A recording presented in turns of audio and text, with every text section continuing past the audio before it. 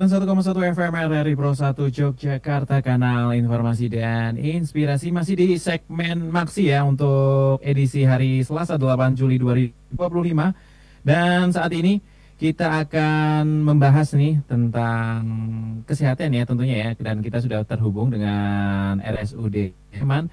Dan tema kita hari ini adalah atrial septal defect, penyakit jantung bawaan tidak bergejala pada anak. Dan tentu saja ada salah satu narasumber yang sudah bergabung lewat via Zoom bersama kami adalah Dr. R. Yuli Kristianto SPA. Beliau adalah spesialis anak Rumah Sakit Umum Daerah Sleman.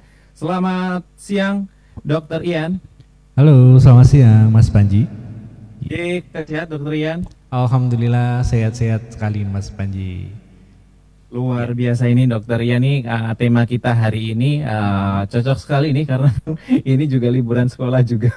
Yes. Kita bahas tentang anak juga ini ya. Dan terkait hal itu, monggo silakan untuk sebelum kita langsung ke sesinya jawab untuk memperkenalkan dan tentunya untuk membahas kenapa memilih tema kita hari ini penyakit jantung bawaan tidak bergejala pada anak. Monggo silakan Dokter Ian. Iya, oke. Terima kasih sekali Mas Panji.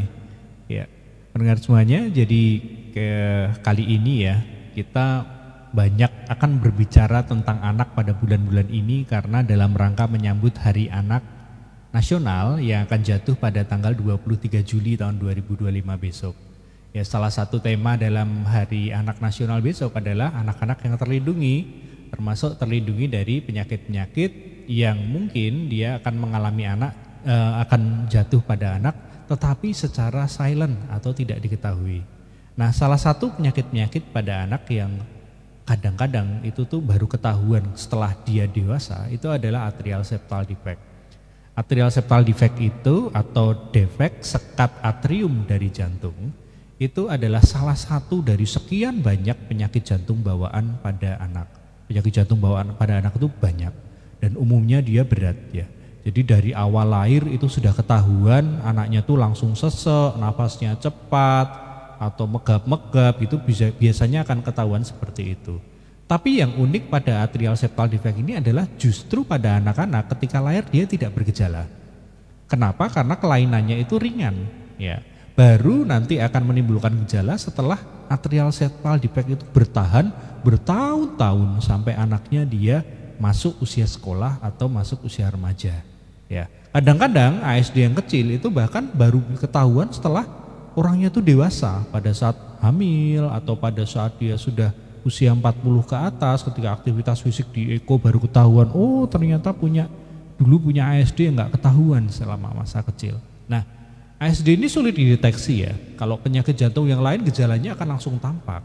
Akan anaknya megap-megap, anaknya sesak, biruan seperti itu, tapi ASD ini umumnya tidak ketahuan.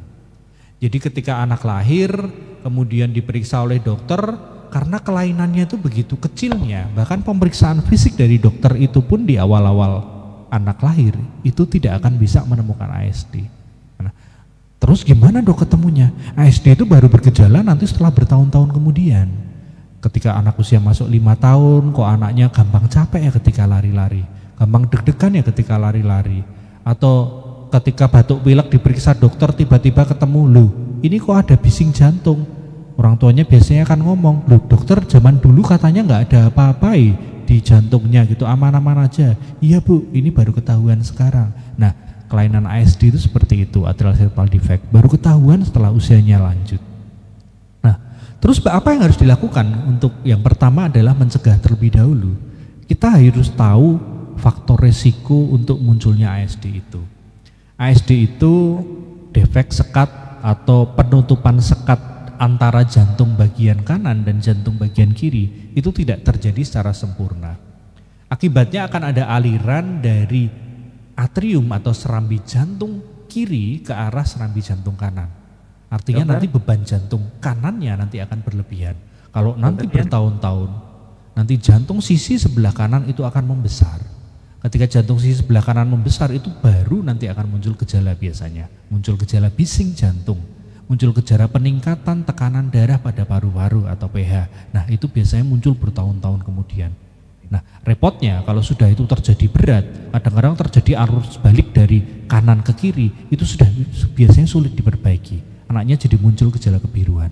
Nah, makanya yang paling penting pertama adalah kita kenal dulu faktor resikonya kenapa orang bisa muncul ASD ini. Nah, yang namanya kelainan jantung bawaan itu penyebabnya umumnya tidak diketahui. Artinya apa yang bikin apa, misalnya makan apa ibunya terus anaknya jadi jantung bawaan gitu, tidak ada yang seperti itu. Tetapi ada faktor risiko, faktor-faktor yang membuat penyakit jantung itu muncul lebih sering pada anak. Yang pertama itu adalah kondisi dari ibunya sendiri. Satu, usia. Jadi ketika ibu itu dia hamil di usia lebih dari 35 tahun, maka kelainan genetik, kelainan kongenital pada bayi itu akan semakin sering muncul. Termasuk salah satunya adalah penyakit jantung bawaan ini. Tidak hanya ASD, tapi hampir seluruh penyakit jantung bawaan nanti meningkat. Termasuk sindrom-sindrom yang ada kaitannya dengan kromosom seperti Down syndrome. Itu yang pertama. Jadi hati-hati Bu, kalau ibu berusia 35 tahun, resiko untuk anak menjadi penyakit jantung bawaan itu tinggi.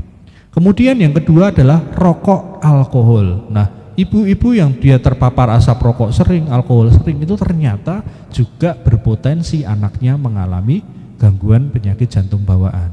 Ya, lahir-lahir anaknya mengalami defek sekat. Nah, seperti itu.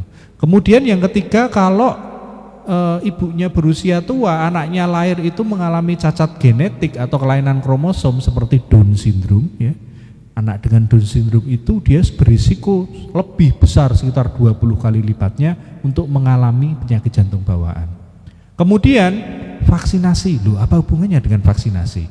Karena ada penyakit jantung bawaan yang dia disebabkan karena infeksi rubella. Ya, rubella itu adalah virus yang ternama karena dia kalau terkena pada ibu hamil akan menimbulkan kecacatan pada bayi. Cacatnya, sindrom rubella kongenital itu bisa mengenai sistem saraf pusat, ya, kejang, kemudian gangguan jantung, kemudian gangguan telinga atau pendengaran. Nah, itu sering kali terjadi, jadi hampir serentak semuanya bisa kena.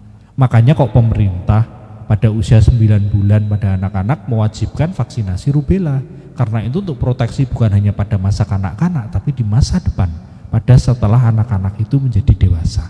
Ya, rubella itu bisa berpotensi menjadi itu.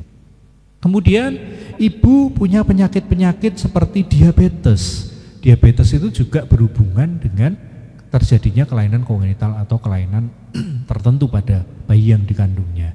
Dan masih banyak kelainan-kelainan lain yang berhubungan dengan lingkungan, misalnya paparan zat kimia tertentu, polutan, itu yang masih terus diteliti oleh para peneliti. Tapi sementara itu adalah efek samping, itu adalah risikonya. Sehingga kita perlu hati-hati ya, ibu-ibu yang hamil di usia di atas 35, asap rokok, paparan asap rokok, alkohol, itu sebenarnya harus sangat berhati-hati karena anak bisa berpotensi lahir dengan ASD. Kemudian kalau dilalah ibu-ibu usia di atas 35 atau ada anak Down syndrome atau periwayat kena rubella kemudian hamil, maka setelah lahir anaknya wajib dilakukan screening atau pemeriksaan jantung lebih dini dengan ekokardiografi.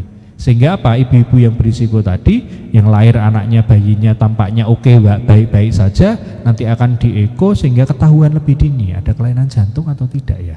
Ini terutama yang wajib itu adalah pada pasien Down syndrome. Anak dengan Down syndrome itu wajib untuk menjalani ekokardiografi karena kelainan jantungnya dia frekuensinya lebih tinggi pada anak Down syndrome.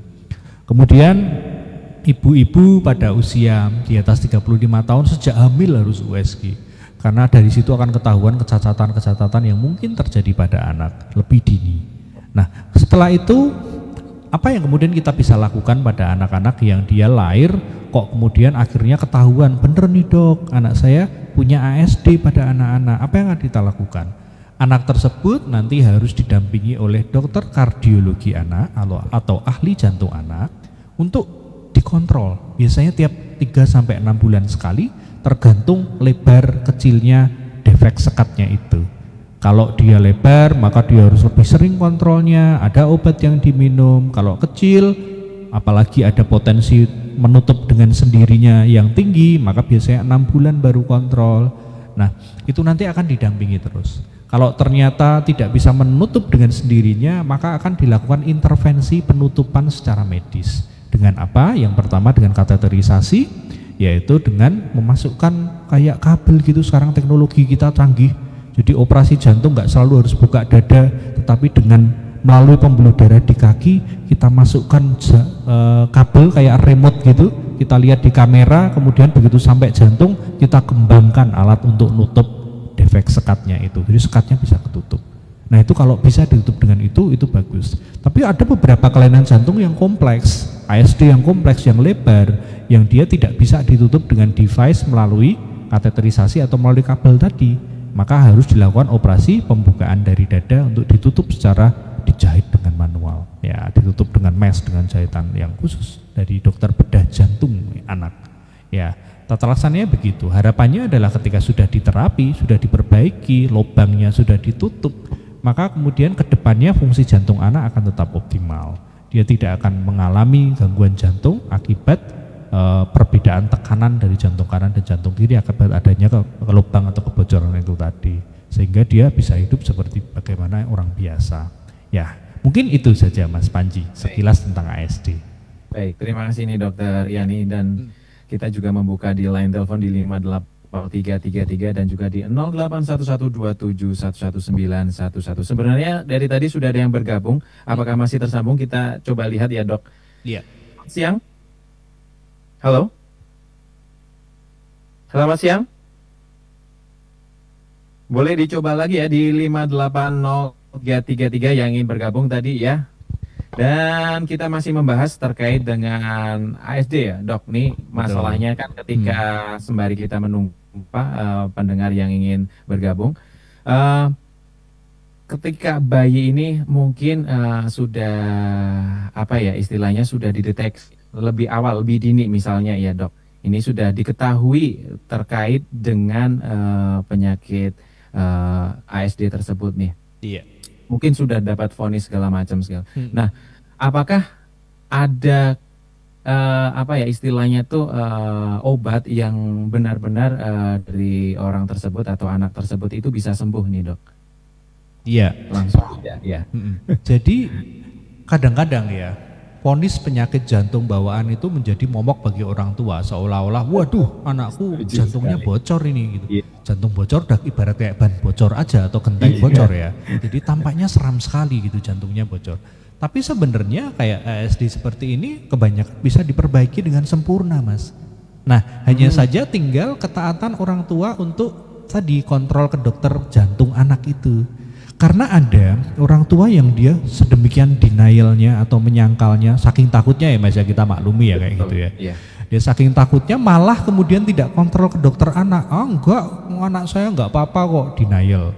Jadi ASD itu kan umumnya tidak bergejala berat ya, sehingga kadang-kadang orang tua menyangkal. Enggak apa-apa dok, saya enggak akan kontrol lagi karena menurut saya anak saya fine-fine aja, sama dokter itu sukanya menakut-nakuti aja gitu. Nah padahal kalau dibiarkan saja setelah umur SD remaja itu baru kemudian muncul gejala.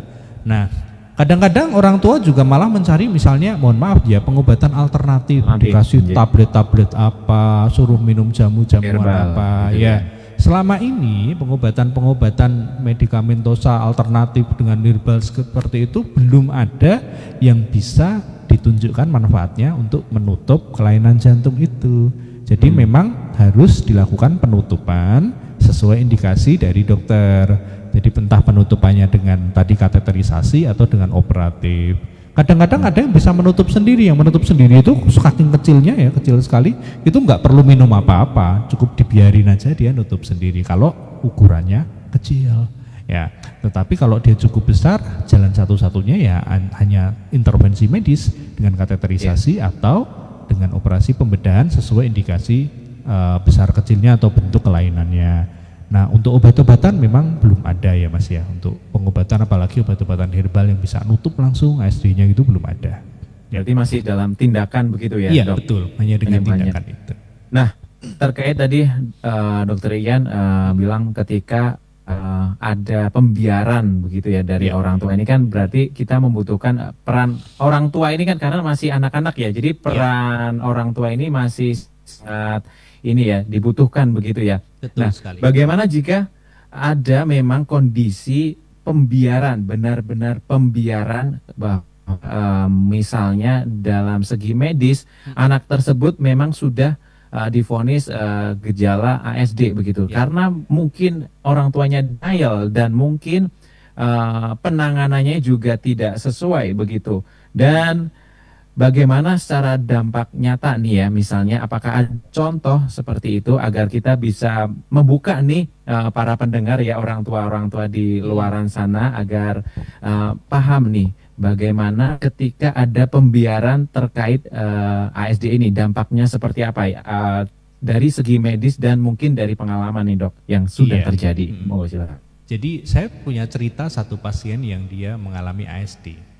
Nah, dulu waktu kecilnya di usia kalau nggak salah sekitar 1-2 tahun, anak itu kebetulan menjalani screening kardiologi, kemudian ditemukan ada ASD, ada lubang di atriumnya. Karena anak itu tidak bergejala, anak itu masih aktif, anak itu makan, lari, main-main, baik-baik saja. Waktu itu orang tua sudah disarankan untuk kontrol rutin, kemudian kateterisasi sampai dengan operasi tergantung follow up-nya nanti ya. Tapi kemudian tidak nongol sama sekali ke dokter. Nah, apa yang terjadi kemudian beberapa tahun kemudian ketika anak itu SD kalau nggak salah atau SMP saya nggak salah, kelainan jantungnya itu menyebabkan gangguan bentuk atau perubahan bentuk jantung. Yang semula kecil ya lubangnya, itu dia kemudian membuat bagian jantung kanannya menjadi membengkak, membesar. Kemudian alirannya yang awalnya dari kiri ke kanan, dia mulai berbalik dari kanan ke kiri. Ya.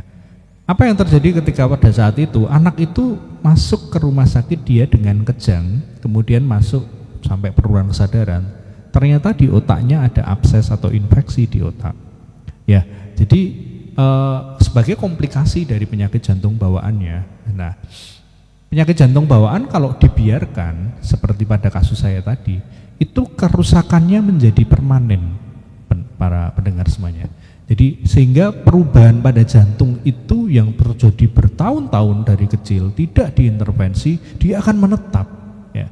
Sehingga akhirnya apa? Setelah dia usia itu ketemu seperti itu, yang awalnya bisa diintervensi, jantungnya bisa jadi normal, akhirnya jadi tidak normal. Bentuk jantungnya sudah berubah gitu. Aliran darahnya sudah berubah, itu tidak bisa diubah lagi, sudah bisa tidak bisa diperbaiki, sehingga dia sampai dewasanya yang semulanya simple ASD, sebutan kami adalah mudah diperbaiki, dia menjadi penyakit jantung yang berat, ya bahkan masih usia muda ya 20-30 tahun dia sudah seperti simbah-simbah karena fungsi jantungnya sudah menurun lebih cepat, ya itu salah satu konsekuensinya tadi, Mas Panji. Wah, jadi memang apakah penting untuk mengetahui lebih dini begitu dok? Sedangkan dokter Ian bilang ketika dari USG pun itu tidak bisa mendeteksi ya. Nah terkait hal ini nih, bagaimana orang tua ini bisa nih mendeteksi lebih dini agar tidak terlambat di dalam penanganannya ya. Tips-tipsnya bagaimana agar para orang tua ini lebih mengetahui sejak dini begitu dok? Iya. Jadi yang pertama orang tua harus tahu ketika hamil dan melahirkan anak itu harus tahu bahwa saya punya faktor risiko terhadap anak saya atau tidak ya. Sekarang paradigmanya seperti itu. Banyak pasien-pasien saya yang orang tuanya sudah cukup pinter, jadi ketika datang, dok, saya itu dok di keluarga itu punya riwayat penyakit jantung bawaan. Ya. Kakek saya ada, ayahnya juga ada, sehingga kemudian saya juga khawatir nih, saya punya penyakit jantung bawaan. Oke, nah awareness seperti itu penting sekarang. Kemudian ketika hamil, kadang-kadang ibu bercerita, dok saya waktu hamil itu kena rubella, dok saya pada waktu hamil itu terpapar asap rokok, boleh nggak sih saya ikut screening penyakit jantung bawaan pada anak saya? Boleh seperti itu, boleh dilakukan. Yang pertama dokter akan memeriksa ya dengan stetoskop, tetapi karena ASD itu kecil sekali, biasanya dengan stetoskop tidak akan langsung terdeteksi. Tetapi kalau ada faktor risiko yang cukup kuat dari orang tuanya, kami akan merujuk ke dokter spesialis anak, khusus kardiologi anak, kemudian akan dilakukan ekokardiografi. Nah dari ekokardiografi itu baru nanti akan ketahuan Bapak Ibu, apakah ada defek sekat atau tidak di situ, atau ada penyakit kelainan jantung bawaan yang lain. Nah Screening untuk kelainan jantung bawaan juga dianjurkan bagi yang pertama anak Down syndrome tadi ya, atau yang kedua anak dengan kelainan-kelainan kongenital yang melibatkan misalnya mata katarak kongenital, gangguan telinga kongenital, itu juga disarankan untuk screening penyakit jantung. Kemudian anak lahir dari ibu dengan diabetes, anak lahir dari ibu dengan riwayat mengkonsumsi alkohol atau obat-obatan rutin tertentu yang dikonsumsi terus-menerus sepanjang usia ibunya, itu juga harus menjalani screening dari awal. Karena tadi kata Mas Panji betul, jadi dengan stetoskop biasa ya, itu biasanya akan sulit ketahuan, maka harus dengan ekokardiografi. Jadi pertama lihat dulu faktor risikonya ada atau tidak. Kalau ada faktor risiko, boleh nanti berkonsultasi kami apakah perlu dilakukan untuk screening pemeriksaan jantung terhadap ASD atau tidak. Begitu Mas Panji. Baik, ini terkait dengan misalnya screening dan mungkin secara orang tua itu sudah ingin nih mengetahui sejak dini karena mungkin dalam situasi tersebut memang sudah ada indikasi-indikasi tersebut dan ingin memastikan. Nah, kekhawatiran seorang orang tua adalah ketika penanganannya adalah tadi yang disebut adalah entah itu akan dimasukkan sebuah alat ke dalam tubuhnya seorang bayi, padahal di kondisi tersebut adalah ketika seorang anak masih dalam kondisi yang sangat kecil, rentan nih, balita masih kecil begitu ya, yang pada umumnya tuh digigit nyamuk aja udah langsung orang tuanya sakit, udah begitu. serem ya gitu. Nah seperti itu. Betul. Ini bagaimana nih untuk meyakinkan ke orang tua bahkan tindakan tersebut itu memang aman dilakukan untuk bayi begitu. Iya. Dok. Nah uniknya begini Mas. Jadi yang paling sering kita lakukan untuk meyakinkan orang tua adalah dengan peers atau sesama. Jadi sesama ketemu dengan sesama anak-anak penderita penyakit jantung bawaan. Jadi biasanya anak-anak dengan penderita penyakit jantung bawaan ini akan kami rujuk ke dokter konsultan kardiologi anak. Biasanya ke Rumah Sakit Sarjito. Nah di sana dia akan bertemu dengan nggak cuma ratusan Mas, ribuan anak dari daerah Jawa Tengah dan DIY yang memang dirujuk ke Sarjito dengan penyakit jantung bawaan. Nah, di sana mereka harapan kami biasanya kita ajak untuk bertukar cerita dengan komunitas anak-anak yang mengalami penyakit jantung bawaan. Dari sharing, dari kemudian melihat pengalaman orang anak-anak yang lain. Oh, ini sudah dikateterisasi hasilnya bagus, kemudian dioperasi hasilnya bagus. Itu orang tua nanti akan tambah yakin dari situ. Karena biasanya kalau nggak ngelihat sendiri hasilnya kan nggak yakin ya, nggak tahu ya, aduh anakku masih kecil tampak sehat-sehat saja, ngapain harus dikateterisasi segala gitu. Itu sering terjadi dan maka kita yakinkan, kita pertemukan dengan orang-orang tua yang anaknya sudah menjalani kateterisasi, nanti bisa berkonsultasi, bisa ngobrol-ngobrol, sharing dengan mereka, nanti biasanya akan lebih yakin. Tapi itu kalau sebutan bahasa Jawanya ya itu kerenteking orang tua atau niatnya orang tua, karena kadang-kadang rasa denialnya itu sendiri udah diajak ketemu dengan orang lain aja sudah nggak mau, jadi udah minder duluan. Padahal itu penting, kita bercerita, berbagi dengan orang itu kita akan banyak belajar dan itu mendewasakan kita agar kita jadi tidak menjadi paranoid atau ketakutan dengan prosedur-prosedur medis yang dilakukan. Jadi memang seperti itu. Dan di sisi medis sendiri kami biasanya teman-teman dokter kardiologi anak ya akan menjelaskan secara detail, menunjukkan sangat detail gambarnya gimana, alatnya seperti apa, biasanya akan kita tunjukkan. Terus dengan ditambah bertemu dengan rekan-rekan orang tua yang anaknya pasca tindakan seperti itu, biasanya akan lebih meyakinkan pada orang tua. Jadi yang saya mungkin pesankan bagi orang tua, sebelum kita jatuh pada ketakutan kita sendiri, mungkin ada baiknya kita belajar dari teman-teman kita, orang tua yang sudah menjalani prosedur tersebut dan berhasil dengan baik, dan nanti akan lebih meyakinkan pada mereka. Begitu Mas Panji. Baik, ini terakhir ini sebelum kita tutup ini Dr. Rian. Nah, ini terkait dengan penanganan tersebut di RSUD Sleman sendiri ini. Apakah sudah memadai untuk melakukan hal tersebut di RSUD Sleman, dan bagaimana misalnya ketika orang tua ingin memeriksa di RSUD Sleman, dan bagaimana jalannya untuk agar bisa sampai ke tindakan tersebut nih di RSUD Sleman sendiri? Apakah nanti akan ada rujukan tersebut? Apakah mungkin ini di cover dengan BPJS? Monggo silahkan. Betul. Nih Dokter Rian. Iya, jadi jika ada faktor risiko atau ada gejala penyakit jantung bawaan, biasanya teman-teman dari puskesmas atau dokter keluarga akan merujuk ke kami, ke dokter spesialis anak dulu. Bisa di semua rumah sakit, tidak harus di RSUD Sleman. Dokter anak akan kemudian melakukan pemeriksaan lanjutan, ya, apakah kemudian akan ditemukan bising atau gangguan jantung yang tampak secara nyata. Kalau misalnya nanti ketemu atau ditemukan faktor risiko yang cukup kuat meskipun gejalanya nggak begitu besar, nanti biasanya akan kita rujuk ke kardiolog anak. Kalau di RSUD Sleman sendiri kami punya dokter kardiologi yang meskipun umumnya dia memegang pasien dewasa, tapi beliau juga bisa melakukan ekokardiografi untuk anak. Bila dilakukan ekokardiografi kemudian defek sekatnya itu ketemu, maka pasien tersebut akan kita rujuk ke Sarjito. Selama ini memang center untuk pelayanan kardiologi anak di Jogja itu masih di Rumah Sakit Dr. Sarjito ya, karena tindakan apa-apa eko itu masih hanya di sana saja. Dan itu bisa ditanggung BPJS sepenuhnya. Kalau memang pada pasien itu didapatkan kelainan jantung bawaan, itu full tanggungannya oleh BPJS termasuk sampai nanti tindakannya. Ya, jadi semuanya tertanggung oleh BPJS, tinggal nanti melengkapi rujukan saja. Termasuk juga dengan asuransi yang lain jelas coverage-nya jauh lebih bagus ya daripada BPJS. Jadi biasanya menanggung juga untuk penyakit jantung bawaan. Nah, tergantung asuransinya apa. Tapi BPJS itu ditanggung, jadi bisa pakai BPJS. Wah, ini udah kabar baik sekali Iya. ini ya.